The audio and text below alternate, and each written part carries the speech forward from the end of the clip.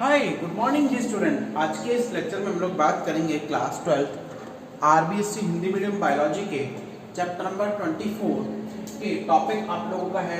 आज हम लोगों का ऑलमोस्ट चैप्टर थोड़ा सा खत्म हो जाएगा। लास्ट खाली इसमें डिजीज रखेंगे हम लोग कल के लिए, नेक्स्ट लेक्चर के लिए, ठीक है ना। आज हम लोग बात करेंगे क्या टॉपिक है आपका, डबल सर्कुलेशन, दोहरा परिसंचरण और लिम्फेटिक सिस्टम। ठीक है, हम लोगों ने यहाँ तक परिसंचरण तंत्र पूरा पढ़ लिया। अब परिसंचरण तंत्र पढ़ने के बाद हम लोग हमारे नेक्स्ट टॉपिक की तरफ मूव कर रहे हैं, दैट इज डबल सर्कुलेशन, दोहरा परिसंचरण। ठीक है, दोहरा सबसे पहले मैं आप लोगों को बेटा कई बार कह चुका हूं कि आप लोग रटे तब तक नहीं जब तक आपको समझ में नहीं आ रहा होगा। ओके, स्ट्रेंज आप लोगों को लग रहा होगा कि बोले सर आज आप अलग लग रहे हो। बेटा मेरा चश्मा टूट चुका है और चश्मे के बिना मैं केवल पूरा अंधा ही हूँ, ठीक है ना, मुझे दिखाई बहुत कम देता है। ठीक है, तो आज हम लोग बात करते हैं, नॉर्मली मैं बात करूं कि किसकी, दोहरे परिसंचरण की। काफी बच्चों के बेटा क्वेश्चंस आते हैं कि सर आप आरबीएससी, सीबीएसई और हिंदी मीडियम, इंग्लिश मीडियम में डिफरेंस बताइए। नॉर्मली मैं आप लोगों को बताऊं, हिंदी मीडियम वाला जो है 12th क्लास का वो आरबीएससी का है, ठीक है, राजस्थान बोर्ड का है। और आप लोगों का जो नॉर्मली इंग्लिश मीडियम वाला है वो सीबीएसई एनसीईआरटी का है, ठीक है ना। बट 11th क्लास में बेटा एनसीईआरटी का कोर्स है इंटायर कंट्री में, तो उसमें आप लोगों का आरबीएससी सीबीएसई कोई मैटर नहीं करता, दोनों ही आप लोगों के क्या है, सेम है। ठीक है, इंग्लिश मीडियम के लिए और इवन हिंदी मीडियम के लिए। ठीक है, आज हम लोग बात कर रहे हैं नॉर्मली क्या, दोहरा परिसंचरण, डबल सर्कुलेशन। दोहरा, दोहरा मतलब दो। अब पता है क्या है, आप लोगों ने अभी तक हार्ट की कार्यप्रणाली पढ़ी, बोले हृदय जो है वो पंप की तरह काम करता है, वो ब्लड को लाने ले जाने में काम आता है, ठीक है ना। आप लोगों के ब्लड को क्या करता है, पुश करता है, धकेलता है, ताकि आपका खून जो है वो बॉडी के हर एक पार्ट तक, हर एक सेल तक पहुंच जाए। ठीक है, हार्ट का ये काम है, हम लोगों ने पढ़ लिया। ठीक है, लेकिन डबल सर्कुलेशन का मतलब क्या है, दोहरा परिसंचरण का मतलब क्या है कि आप लोगों के हार्ट को, आप लोगों के ब्लड सर्कुलेशन के दौरान, ठीक है, अब ब्लड सर्कुलेशन मतलब कि भाई ब्लड फ्लो हो रहा है, ठीक है, खून जो है वो आ और जा रहा है, तो उसके खून के आने और जाने के दौरान, ठीक है, खून के क्या आने और जाने के दौरान आप लोगों का जो हार्ट है, उस हार्ट को आपका ब्लड जो है वो टू टाइम, कितने टाइम, 2 टाइम क्रॉस करता है। 1 टाइम तो आप लोगों का प्योर ब्लड होगा, पहली बार तो आपका प्योर ब्लड होता है, शुद्ध रुधिर होता है, ठीक है। दूसरी बार आपका होता है इम्प्योर ब्लड, ओके, अशुद्ध रुधिर। तो क्या कर रहा है, दोहरे परिसंचरण में डबल सर्कुलेशन के अंदर जो आपका ब्लड है वो आपके हार्ट को 2 बार क्रॉस कर रहा है, ठीक है, यानी आपके हार्ट में से 2 बार गुजर रहा है, 2 बार जा रहा है। ऐसे आप लोग क्या बोलते हो, दोहरा परिसंचरण। ऐसे आप लोग क्या बोलते हो, दोहरा परिसंचरण। ठीक है, अब होता क्या है वो सुनिएगा। सबसे पहले मैं आप लोगों को बेटा बताऊं, मैंने हार्ट यहाँ पर, चलो मैं हार्ट लिख देता हूँ, क्योंकि काफी स्टूडेंट ऐसे हैं जिनको हिंदी की बजाय इंग्लिश में बहुत अच्छा समझ में आता है। हार्ट है, सर आपने आर और एल क्या लिखे भाई, ये क्यों लिखे, इसका क्या मतलब है ये तो बताओ। आपका तो क्या है, आप नई नई चीजें लिखते हो, हमारी जान को आफत आती है नहीं। तो अब मैं आप लोगों को बताऊं कि आर और एल का मीनिंग क्या है, वो सुनिएगा बेटा ध्यान से, ठीक है।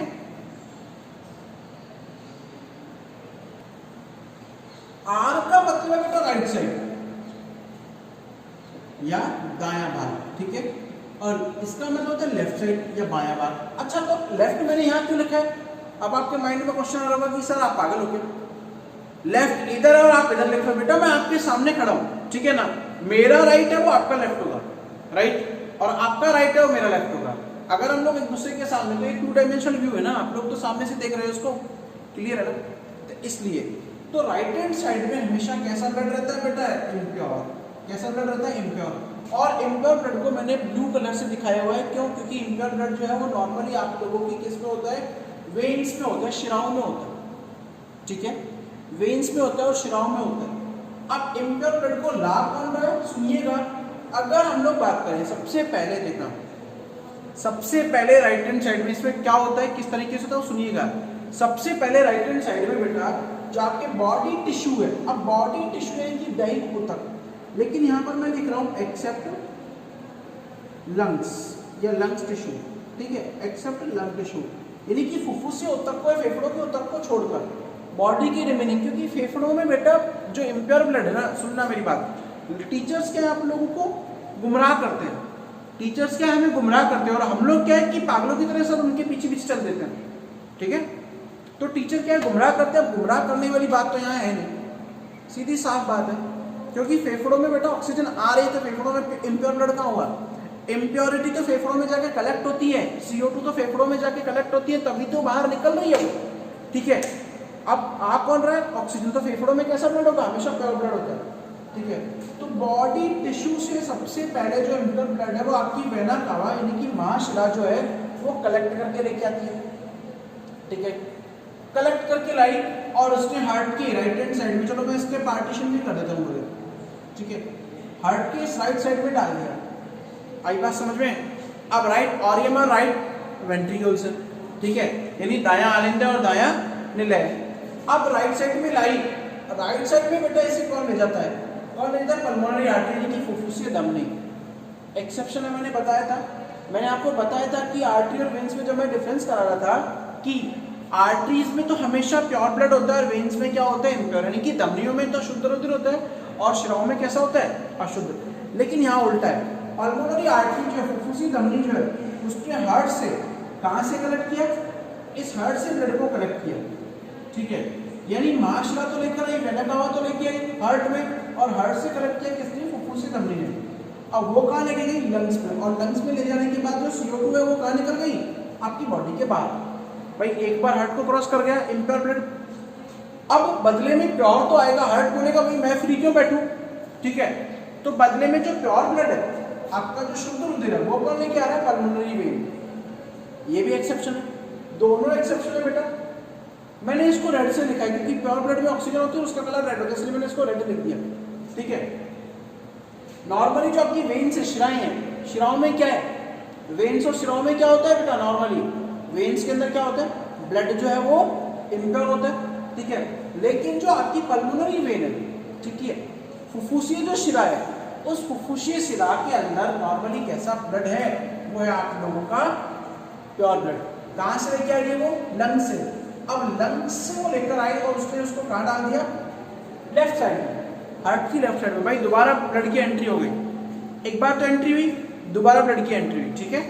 अब दोबारा जब ब्लड की एंट्री हुई, देन इन दैट केस क्या होता है, पल्मोनरी वेन्स जो है वो आई। अब पल्मोनरी वेन्स ने हार्ट के लेफ्ट साइड में ब्लड को लाया।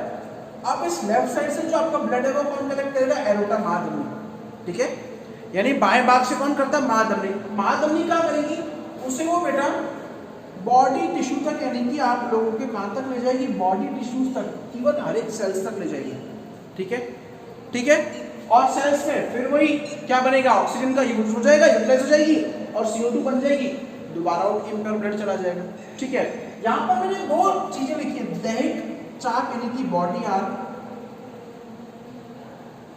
ठीक है, और लंग्स आर्म। अब ये क्या है मतलब इसका, बॉडी आर्म, आर्म मतलब बेटा पूरा सर्किल नहीं बन रहा, हाफ सर्किल बनना है, ठीक है, आधा यहाँ है आधा यहाँ है, okay. Then in that case क्या हो रहा है कि इधर भी ऐसे हो रहा है, तो इसे बोलते हैं आर्म। अब ये तो हो गया दोहरा परिसंचरण, डबल सर्कुलेशन, कि ब्लड जो है वो दो बार फ्लो हो रहा है, इसलिए इसको क्या बोलते हैं, दोहरा परिसंचरण। अब आता है कि सर ये आप बता तो रहे इतनी तरह से गाना गा रहे, लेकिन इसका इंपॉर्टेंस क्या है, मेन बात है ना, मेजर थिंग है कि इसका इंपॉर्टेंस क्या है। इंपॉर्टेंस सबसे पहली बात, भाई हमारे ब्लड के अंदर प्योरिटीज और इम्प्योरिटीज हार्ट में मिक्सअप ना हो, पहली बात, यानी मिक्सअप ना हो, इसीलिए प्योर ब्लड अलग बहता है और इम्प्योर ब्लड अलग बहता है, पहली बात, ठीक है। सेकेंड थिंग इज देयर कि एक चक्र को पूरा करने में बेटा दो बार गुजर रहा है, जिससे क्या है कि जो इम्प्योर ब्लड है वो सेपरेट निकल के जा रहा है, प्योर ब्लड सेपरेट निकल के जा रहा है, एक दूसरे को इंटरप्ट नहीं कर रहे। अगर इंटरप्ट करेंगे, अगर अशुद्धियां दोबारा मिल जाएंगी तो बेटा ऑक्सीजन का अमाउंट कम हो जाएगा और आप लोगों की जो मेटाबॉलिक रेट्स है, जो आपकी उपापचयी क्रियाएं हैं, उनमें कमी आ जाएगी, ठीक है। ये है आपके दोहरे परिसंचरण का महत्व। अब आता है आपका नेक्स्ट टॉपिक, लिम्फेटिक सिस्टम, लसिका तंत्र, ठीक है। लसिका क्या है, नॉर्मली अगर हम लोग बात करें लिम्फेटिक सिस्टम की, अगर मैं बात करूं तो आपकी बॉडी में ब्लड सर्कुलेशन के जैसा ही, एक और सर्कुलेटरी सिस्टम बहता है, ठीक है, जिसे आप लोग क्या बोलते हो, लिम्फेटिक सिस्टम या लसिका तंत्र बोलते हो। हालांकि टीचर्स क्या करते हैं, इसको अवॉइड करते हैं कि इसमें से क्वेश्चन नहीं आएगा, लेकिन अगर आ गया तो क्या करोगे भाई, अगर आ गया तो क्या करोगे, ठीक है, नहीं आ रहा कोई दिक्कत नहीं, लेकिन अगर इन फ्यूचर आ गया तो, ये बाय डिफॉल्ट कभी क्वेश्चन पेपर सेटर ने दे दिया तो क्या करोगे, हवाएं गुम हो जाएंगी, तो उस केस में क्या होता है, लिम्फेटिक सिस्टम जो है बेटा आप लोगों का सिस्टम मैंने बताया था, तंत्र मैंने बताया था कि कॉम्बिनेशन ऑफ द ऑर्गन्स, ठीक है, कि these are the combination of the organs in which different parts are simultaneously work together, ठीक है। तंत्र वह अंगों का समावेश है जिसमें सभी अंग मिलकर एक ही कार्य को संपादित करें, ठीक है। तो अब इसमें तीन पार्ट आते हैं मेजर। पहला पार्ट आता है आपका लिम्फ, जिसे आप लोग लसिका बोलते हो, ठीक है। सेकंड आता है लिम्फ वेसल, लसिका वाहिनियां, भाई जैसे ब्लड वेसल्स होती हैं ब्लड को लाने ले जाने के लिए, ऐसे ही लिम्फ वेसल्स होती हैं। अब ब्लड की जगह यहाँ पर क्या आ गया, ब्लड का, अब लिम्फेटिक सिस्टम की बात करें तो ब्लड का जगह क्या ले ली, लिम्फ ने ले ली ब्लड की जगह, ठीक है। उसके बाद ब्लड वेसल्स की जगह किसने ले ली, आपकी लिम्फ वेसल्स ने ले ली। और अब आता है लिम्फ नोड यानी कि लसिका पर्व या लसिका पर्व संधियां या लसिका की गांठें, ठीक है। बात करते हैं पहला लिम्फ की। लिम्फ है क्या, नॉर्मली लिम्फ जो है वो क्या है, ब्लड कैपिलरीज में, यानी कि जो आप लोगों की मैंने बताया था आर्टरीज, वेन्स और कैपिलरीज होती हैं। ब्लड कैपिलरीज से जो ब्लड प्रेशर के कारण छन जाता है। अब भाई माना ये ब्लड कैपिलरीज है, सुनना मेरी बात, सुनना मेरी बात, ठीक है, ध्यान से सुनना, ओके। और हालांकि मुझे लग रहा है कि एक एक बच्चे को ये पूरा समझ में आ जाएगा। अब कैपिलरीज है, कैपिलरीज की जो वॉल है, ये वाली भित्ति जो है ये पोरस होती है, यानी कि ये क्या होती है, छिद्रनुमा होती है।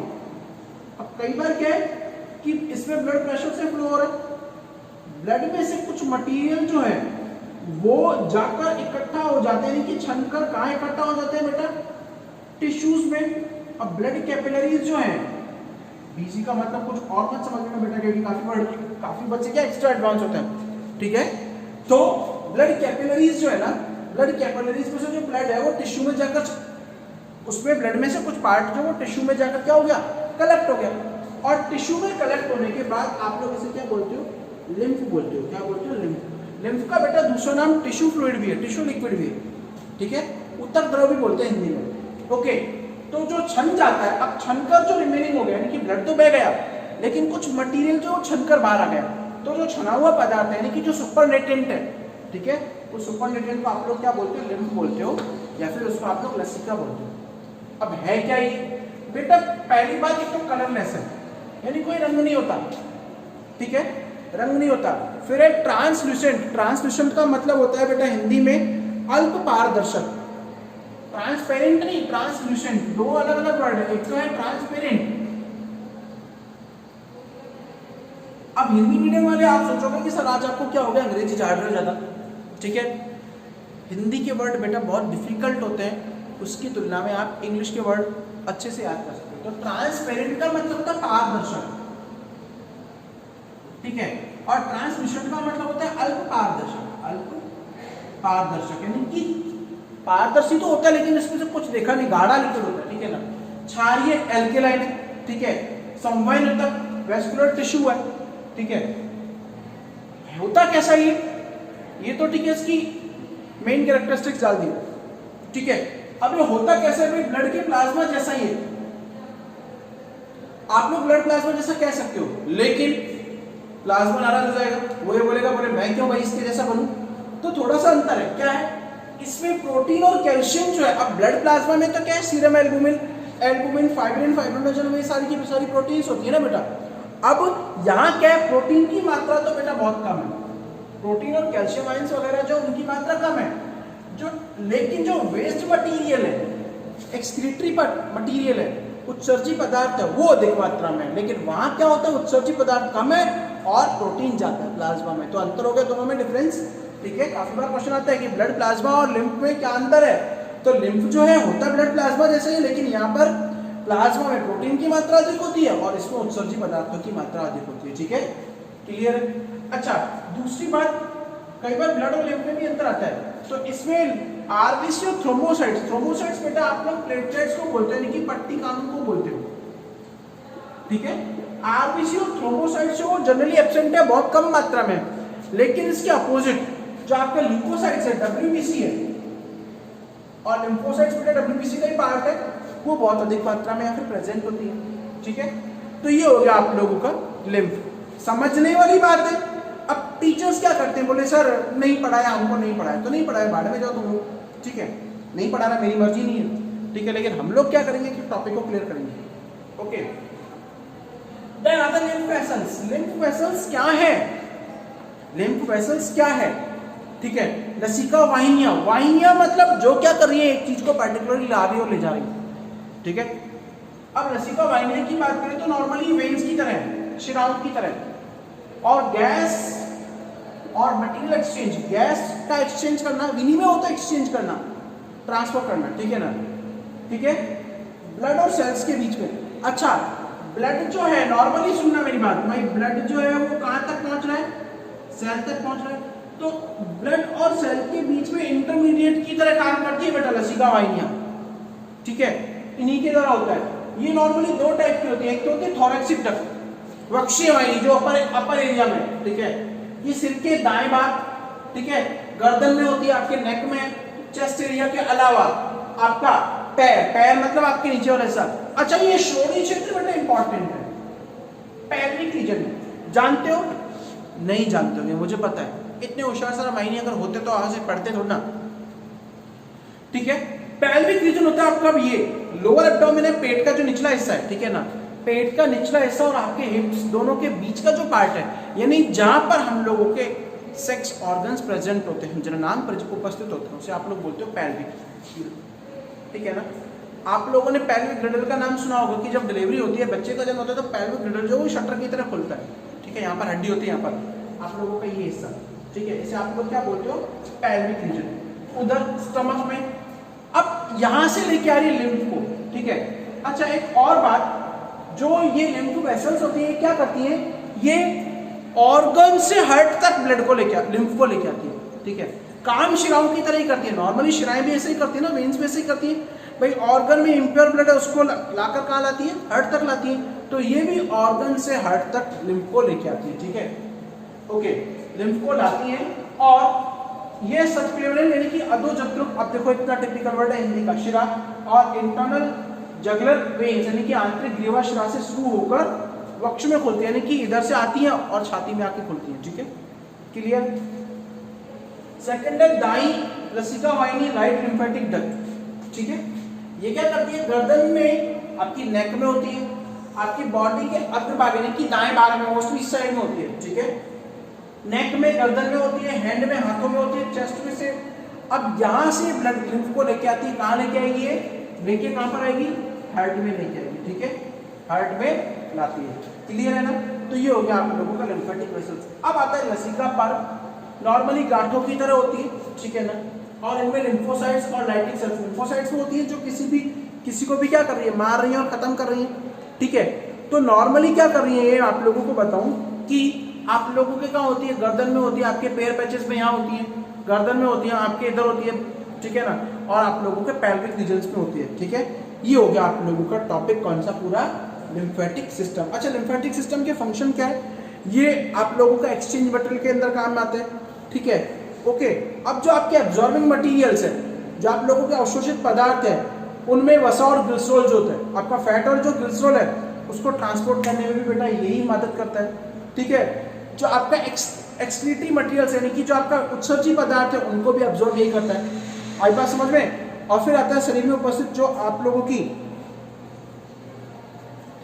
अब इसमें बेटा आप लोगों की ये है नॉर्मली ल्यूकोसाइट्स है और ल्यूकोसाइट्स है।